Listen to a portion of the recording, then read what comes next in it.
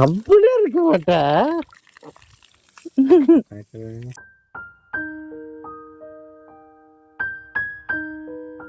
Hello everyone, welcome back to our channel. இப்போ நாங்கள் புது வீட்டுக்கு தான் வந்திருக்கோம். நான் ஆல்ரெடி உங்ககிட்ட சொல்லியிருக்கேன், நம்ம வீட்டில் ஃபர்ஸ்ட் காங்க்ரீட் முடிஞ்சிருச்சு.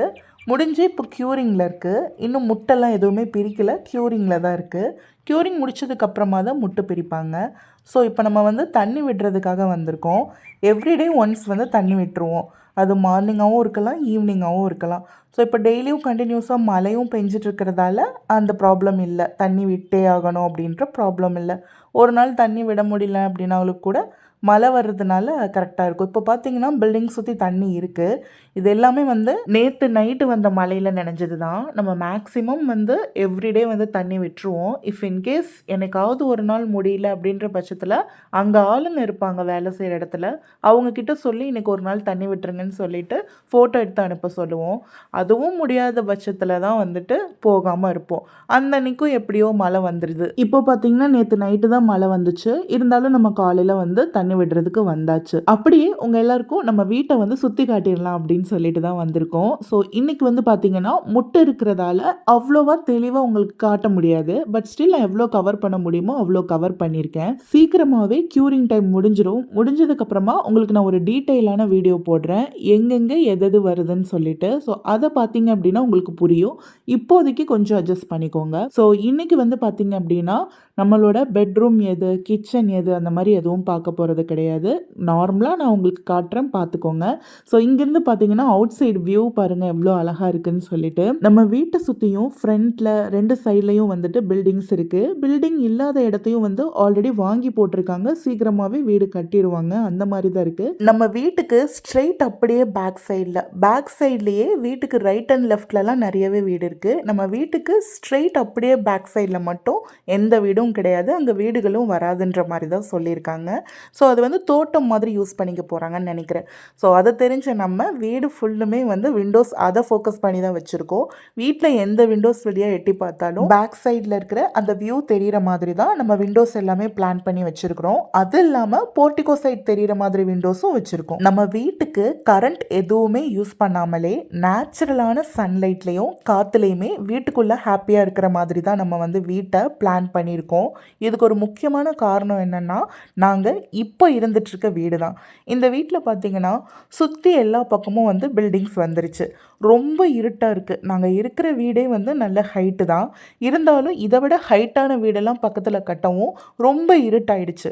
வீடு ஃபுல்லுமே லைட் இல்லாமல் பகல்லையே இருக்க முடியாதுன்னா பார்த்துக்கோங்க, அந்த அளவுக்கு இருட்டாக இருக்குது.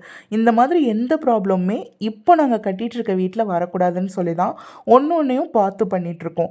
நம்ம வீட்டை சுற்றி எவ்வளோ பெரிய பில்டிங் வேணாலும் கட்டிக்கலாம், ஆனால் நம்ம வீட்டுக்குள்ளே இருட்டு விழுகாது. எப்பவுமே நம்ம வீடு வெளிச்சத்துலேயே இருக்கும். அந்த மாதிரி நம்ம பிளான் பண்ணி கட்டுறோம். அப்படியே இந்த வியூவையும் பாருங்கள் எவ்வளோ அழகாக இருக்குன்னு. நல்ல மழை பெஞ்சிட்டு இருக்கும் போதெல்லாம் பார்த்தா இன்னும் அழகாக இருக்கும். இப்போ அப்படியே மேலே போயிட்டு தண்ணி விட ஸ்டார்ட் பண்ணிட வேண்டியதான். உங்ககிட்ட நான் ஆல்ரெடி சொல்லியிருக்கேன், நம்ம டூப்ளெக்ஸ் மாடலில் தான் வீடு கட்டுறோம், வீட்டுக்குள்ளே ஸ்டெப் வச்சு கட்டுறோம்னு சொல்லிட்டு. ஸோ இப்போ மேலே போயிட்டு தண்ணி விடலாம். நான் ஆல்ரெடி உங்ககிட்ட சொல்லியிருக்கேன், வீடு கட்டுறது அப்படின்றது ஒரு சாதாரணமான விஷயம் கிடையாது, நம்ம எல்லாருக்குமே தெரியும். ஆனால் அது எல்லாத்தையும் தாண்டி ஃபினான்ஷியலாக நம்ம ஸ்ட்ரகிள் பண்ணுறதையும் தாண்டி ஒரு பெரிய போராட்டம் என்ன அப்படின்னா, நம்ம வீடு நம்ம எக்ஸ்பெக்ட் பண்ணுற டைமில் நமக்கு கிடைக்காம போகிறது தான். ஏன்னு கேட்டிங்கன்னா, நம்ம சைடு ஒரு ப்ராப்ளம் இருந்து அதனால் வீடு டிலே ஆகுது அப்படின்னா மேபி அது அக்செப்டபுளாக இருக்கலாம். பட் நம்ம சைடு எந்த ப்ராப்ளமும் இல்லாமல் நம்ம 100% கரெக்டாக இருந்துட்டு நமக்கு கன்ஸ்ட்ரக்ஷன் பண்ணி கொடுக்குறவங்க சைடு ப்ராப்ளமால் டிலே ஆகிட்டே போகுது அப்படின்றப்போ நம்மளால் அதை ஏற்றுக்கவே முடியாது. நம்ம கரெக்டாக இருந்தால் நம்மளுக்கு இப்படி நடக்குது அப்படின்னு சொல்லி நினைப்போம். அதுக்கு தான் வீடு கட்டுறதுக்கு நேரம் காலம்லாம் வேணும்னு சொல்லுவாங்க இல்லையா, அதை சொல்லுவாங்க போல். ஸோ நாங்கள் நேரம் காலம் எல்லாம் பார்த்து தான் கட்ட ஸ்டார்ட் பண்ணணும். இருந்தாலும் கட்டுறதுக்கு கொஞ்சம் டிலே ஆகுது. ஸ்டார்டிங்கில் டிலே பண்ணிட்டாங்க, அதனால தான். மற்றபடி எதுவும் இல்லை, கெட்ட நேரம் அந்த மாதிரிலாம் எதுவும் கிடையாது. ஸோ ஸ்டார்டிங்கில் அந்த கன்ஸ்ட்ரக்ஷன் சைடு ஆள் இல்லாமல் டிலே பண்ணிட்டாங்க, அவ்வளோதான். அது நம்ம போட்ட பிளான் படி அமையாமல் போயிடுச்சு. பட் மற்றபடி எல்லாமே ஓகே தான், பார்த்து பொறுமையாக தான் கட்டிகிட்ருக்கோம். நம்ம வீடு கன்ஸ்ட்ரக்ஷன் ஸ்டார்ட் பண்ணி 7 months ஆயிடுச்சு. இந்த 7 months டியூரேஷனில் நம்மளோட பில்டிங் இந்த அளவுக்கு தான் வந்திருக்கு.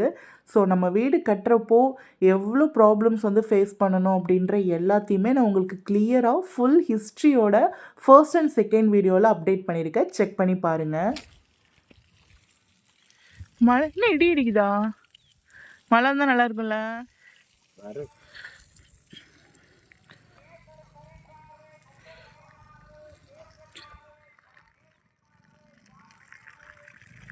நேற்று நைட்டு தான் மழை வந்துச்சு. அதுக்குள்ளே இன்றைக்கும் மார்னிங் வந்து மழை வர்ற மாதிரி இருந்தது. இடி இடிச்சிட்டு மின்னல் மின்னிட்டு அந்த மாதிரி தான் இருந்தது. சரி இன்றைக்கும் மழை வரும் போலன்னு சொல்லி நினச்சிட்டு அப்படியே தண்ணி விட்டுட்டு இருந்தோம். தண்ணி விடுறதுக்கு வந்தாலே நானும் யுவாவும் வந்துட்டு சண்டை போட்டுப்போம். நான் தான் விடுவேன் நான் தான் விடுவேன்னு சொல்லிட்டு. எங்கள் 2 பேர்த்துக்குமே தண்ணி விடுறதுக்கு ரொம்ப பிடிக்கும்.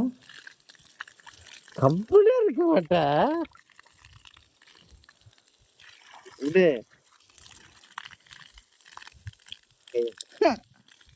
அப்ப குதுரா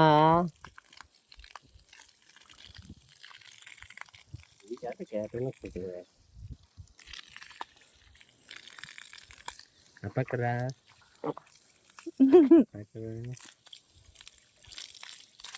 apa keras போய் மோட்டர் ஆஃப் பண்ணிட்டேன்.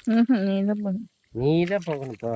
மோட்டர் ஆஃப் பண்ணுறதுக்கு நான் போனேன்னா கொஞ்ச நேரம் அவர் தண்ணி விட்டுக்கலாம்ல, அதுக்காக பிளான் பண்ணுறாரு. ஆனால் நான் போக மாட்டேனே, அவர் தான் அமுச்சு விடுவேன். ஆல்ரெடி இன்றைக்கி வீடியோ எடுக்கிறதுனால அவர் தான் தண்ணி விட்டுட்ருக்காரு. இதில் வந்து இன்னும் கொஞ்ச நேரம் விடலான்னு வேறு பிளான் போடுறாரு. இந்த மாதிரி விட்டால் தான் ஆச்சு, இல்லைனா நான் அவர் தண்ணி விடுறதுக்கு விடவே மாட்டேன், நானே தான் விடுவேன். நம்ம வீட்டுக்குள்ளே இருக்க எல்லா விண்டோஸுமே பேக் சைடில் இருக்க வியூ பாயிண்ட்டை ஃபோக்கஸ் பண்ணி தான் வச்சுருக்கோன்னு சொன்னேன் இல்லையா? ஸோ அதுதான் இது. நம்ம வீட்டுக்கு ஸ்ட்ரெயிட் பேக்கில் மட்டும்தான் வீடு இல்லை பாருங்கள். லெஃப்ட் அண்ட் ரைட்டில் பில்டிங்ஸ் எல்லாமே இருக்கு.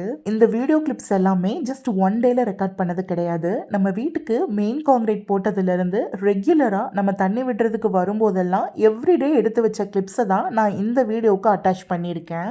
இப்போதைக்கு நம்ம கியூரிங் பீரியட்ல 17 டேஸ் கிராஸ் பண்ணி போயிட்டு இருக்கோம். அடுத்து என்னாச்சு, நம்ம 21 டேஸ்ல முட்டு பிரிச்சிட்டோமா அப்படின்ற ஹோம் அப்டேட்ஸ் எல்லாமே தெரிஞ்சுக்கிறதுக்கு இந்த வீடியோக்கு ஒரு லைக் பண்ணிட்டு நம்ம சேனலை சப்ஸ்கிரைப் பண்ணி வச்சுக்கோங்க. நெக்ஸ்ட் வீடியோவில் பார்க்கலாம். டாடா.